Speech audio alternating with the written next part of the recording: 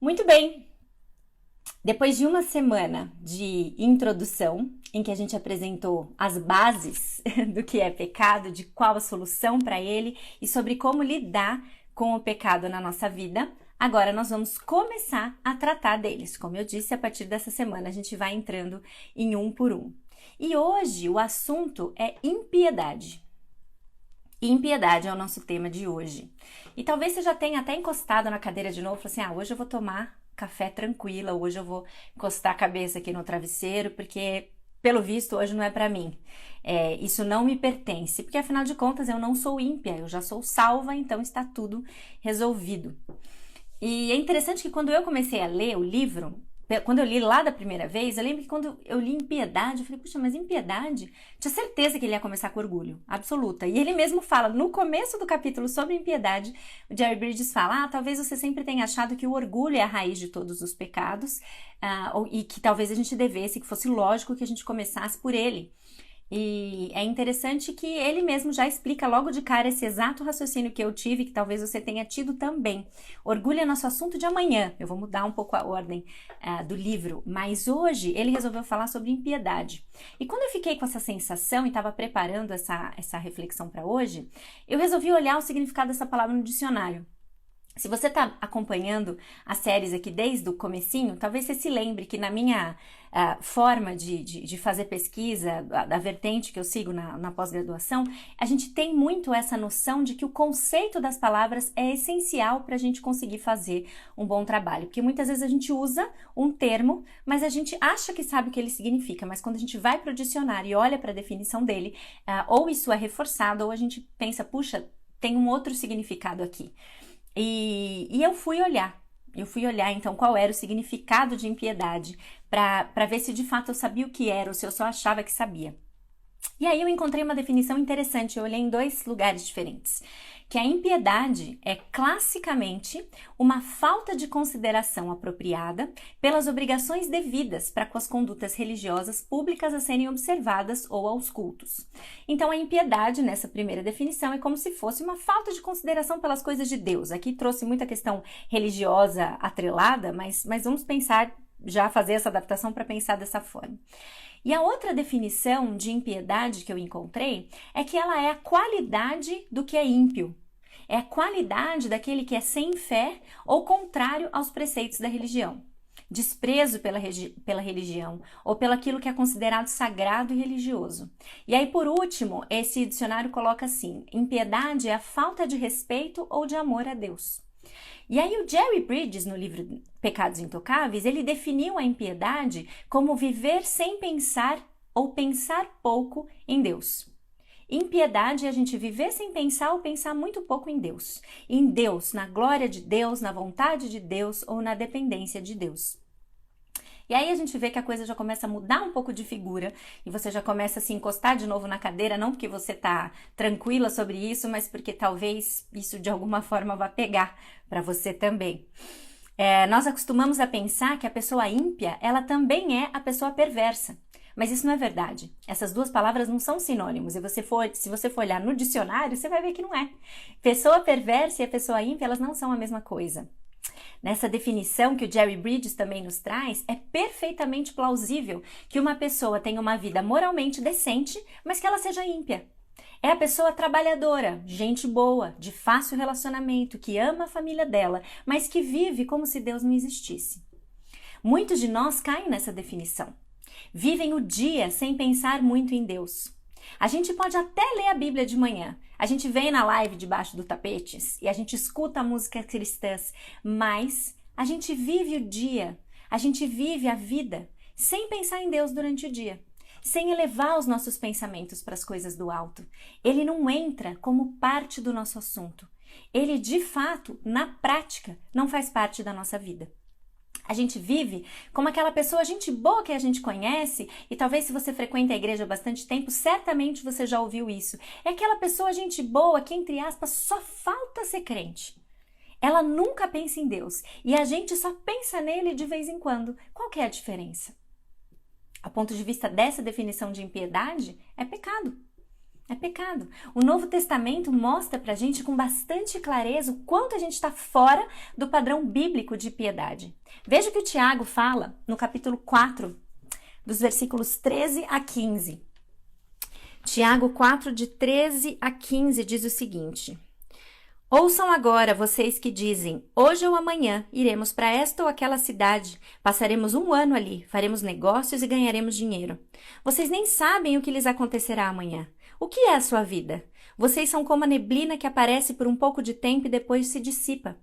Ao invés disso, deveriam dizer, se o Senhor quiser, viveremos e faremos isto ou aquilo. Se o Senhor quiser, faremos isso ou aquilo. Com frequência, a gente esquece que a gente depende de Deus. A gente age como se Ele não existisse. E é isso que Tiago está condenando aqui. Quando a gente não reconhece que depende de Deus para realizar os nossos planos, qualquer um deles. E é isso mesmo, isso é um modo ímpio de pensar. Mesmo você não fazendo aqueles pecados mais gritantes, mais óbvios, que a gente tanto falou no começo. Você professa Deus, mas você esquece dele no seu dia a dia. Ele não faz parte do seu cotidiano. Então, parece que a impiedade, ao contrário do que a gente possa pensar com frequência, parece estar ainda dentro de nós, ainda que em graus variados.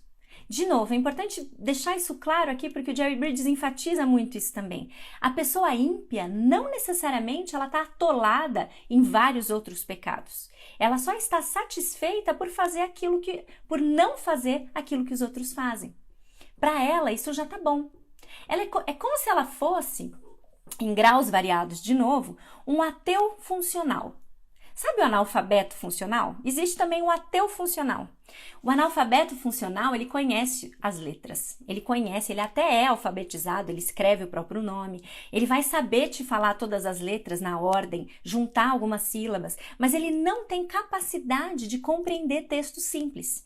Ele não desenvolve a habilidade de interpretação de texto, de fazer algumas operações simples, mesmo do ponto de vista matemático. O ateu funcional é mais ou menos nesse sentido. Ele conhece a Bíblia. Ele minimamente conhece a Bíblia. Ele pode estar sentado no banco da igreja todo domingo há anos, mas ele não sabe trazer isso para a sua vida. Ele não reconhece como que aquilo que ele aprende no domingo tem sentido no seu viver diário.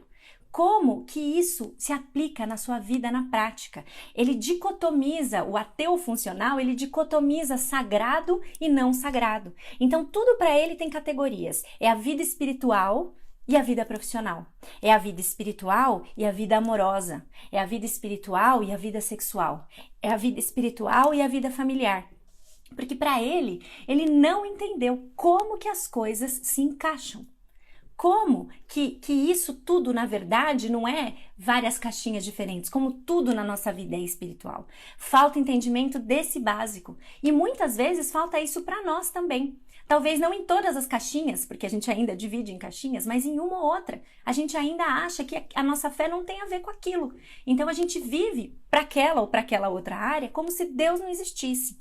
A gente precisa reconhecer a nossa total dependência de Deus em todas as esferas da nossa vida. Não basta viver uma vida moralmente decente, é mais do que isso, é muito mais. Olha o que diz lá em Colossenses, no capítulo 1, versículos de 9 a 10. Peraí, que esse aqui não estava marcado. Colossenses 1, de 9 a 10. Por essa razão, desde o dia em que o ouvimos, não deixamos de orar por vocês e de pedir que sejam cheios do pleno conhecimento da vontade de Deus, com toda a sabedoria e entendimento espiritual. Isso para que vocês vivam de maneira digna do Senhor e em tudo possam agradá-lo, frutificando em toda boa obra, crescendo no conhecimento de Deus. É tudo. Envolve tudo. Será que a gente ora como Paulo fez aqui? É isso que a gente de fato deseja? Pleno conhecimento, sabedoria e entendimento espiritual para a gente viver de forma digna do Senhor, agradando a Ele em tudo? Ou, se eu passar com 5 bolas já tá bom. Se eu passar com 5 já tô tranquila. Ou a gente pensa, em tudo, tá. Mas assim, a parte sexual deixa comigo. Ou a parte da honestidade deixa comigo. As nossas orações expressam esse desejo de viver e agradar a Deus em tudo? Porque a partir do momento que a gente ora assim, a gente precisa reconhecer a Deus em todo momento na nossa vida. Muitas vezes as nossas orações, elas não são exatamente um desejo manifesto como essa oração que Paulo fez aqui, mas são uma lista de pedidos. E eu não lembro quem foi, se alguém souber pode colocar aí. E eu tô na dúvida se foi o Tim Keller ou se foi o John Piper, mas pode ter sido uma terceira pessoa também, que disse uma vez para a gente examinar as nossas orações e ver com que elas se parecem. Se elas se parecem com um salmo ou se elas se parecem com uma lista de supermercado. Eu lembro que quando eu li isso, eu até dei um pulo na cadeira. Com o que elas se parecem? Não tem problema a gente pedir. Inclusive, a Bíblia fala que a gente deve sim fazer nossos pedidos a Deus e que isso mostra uma dependência dele. Mas assim, só pedir, tratar a nossa oração como só pedir, é como se a gente enxergasse a oração como um iFood espiritual. E não é isso. Não é isso. Enfim, se o conceito de impiedade traz consigo a ideia de desprezo pelas coisas de Deus, qual é o oposto? O seu oposto tem que caminhar para viver para a glória de Deus, que é o que diz lá em Colossenses 3:23. Dei uma espirrada aqui porque eu quase derrubei o copo d'água sem querer. Colossenses 3:23 diz o seguinte: tudo o que fizerem, façam de todo o coração, como para o Senhor e não para os homens. Tudo o que fizerem, façam de todo o coração, porque é para o Senhor. Gente, é tudo para a glória de Deus. Esse versículo casa com 1 Coríntios 10:31, também bastante conhecido. Quer comais, quer bebais, façam tudo para a glória de Deus. Não tem essa de coisas espirituais e outras coisas. Tudo é espiritual.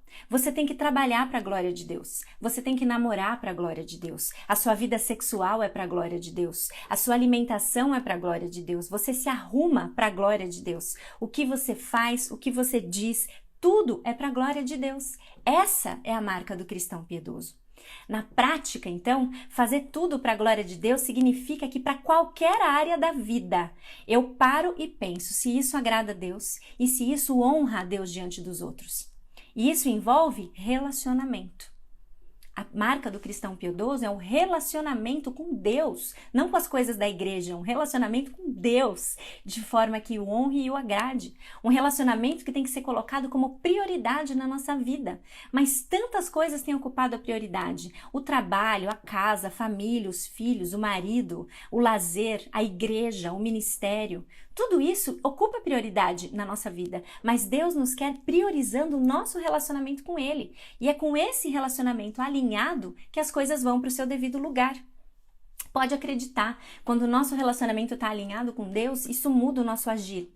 Porque isso nos força, no bom sentido, a pensar em Deus constantemente, a levar cativo todo o nosso pensamento a Ele. E isso vai nos manter muito mais alertas, muito mais propícias a orar também. E com a palavra de Deus no coração, porque quando eu desenvolvo relacionamento com Deus, eu leio a palavra e ela vai entrando na minha cabeça, a gente também se torna muito mais propício a permitir a ação do Espírito Santo em nós, nos ajudando e nos guiando. Então, assim, o que o Jerry Bridges coloca, e eu concordo 100%, é que a santidade total e a impiedade absoluta, elas ficam em lados opostos de uma linha. Nós normalmente estamos em algum ponto no meio disso. Ou seja, nessa definição de impiedade, existe um pouco dela embaixo de cada tapete. Só Jesus teve uma vida totalmente pura. E provavelmente nenhum cristão genuíno tem uma vida totalmente ímpia.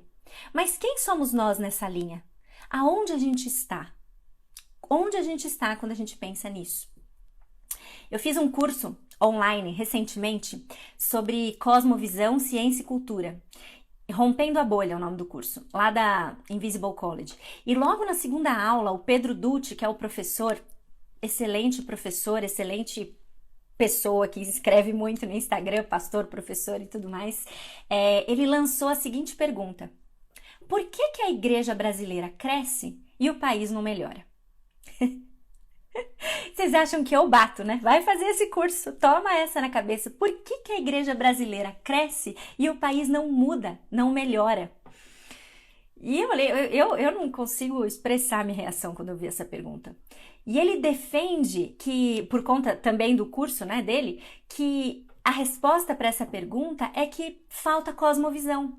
A gente assimilou uma cultura evangélica que não é capaz de relacionar a fé cristã em qualquer dimensão da vida que não seja o que acontece dentro da igreja, que não seja o que acontece no domingo.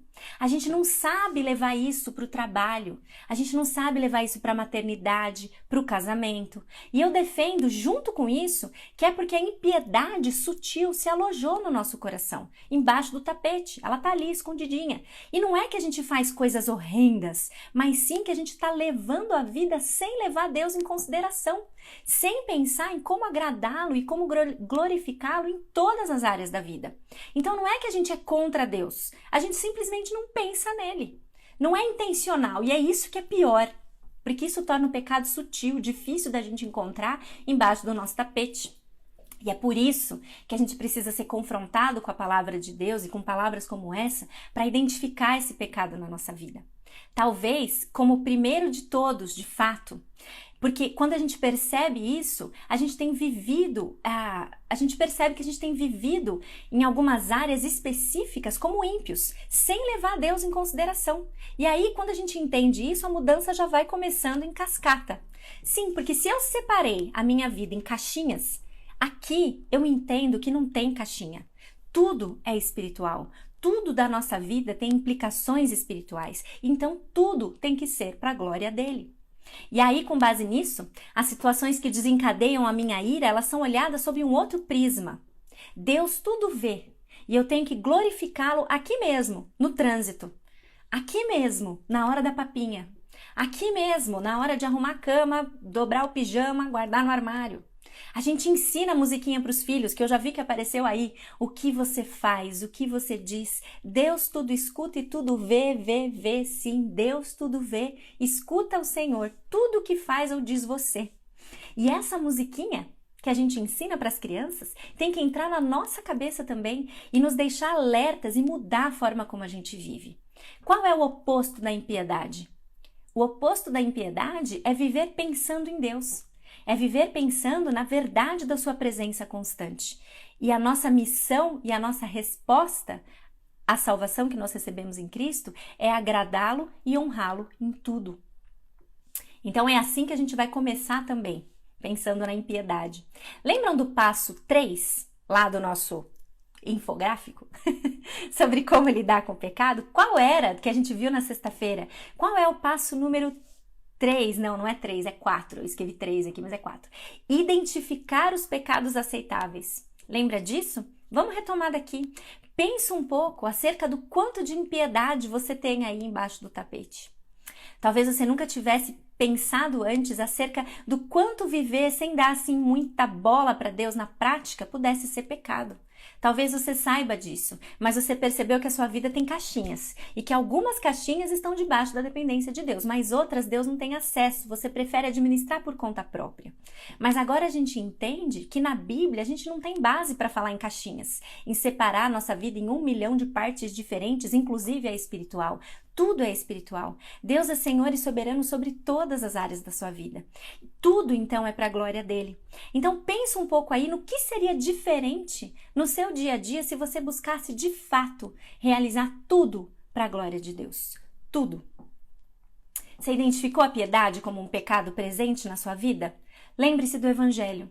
Seus pecados estão perdoados em Cristo. Piedade perfeita. Só ele viveu uma vida plenamente piedosa, obedecendo e honrando ao Pai em tudo. Inclusive foi isso que o levou à cruz, porque ele obedeceu à vontade de seu Pai. Como resposta a isso, à verdade de que os seus pecados estão perdoados em Cristo, arrependa-se disso. Peça perdão a Deus pela sua impiedade e a ajuda do Espírito Santo para viver cada dia plenamente consciente da presença de Deus. E use também a outra asa, assumindo a sua responsabilidade.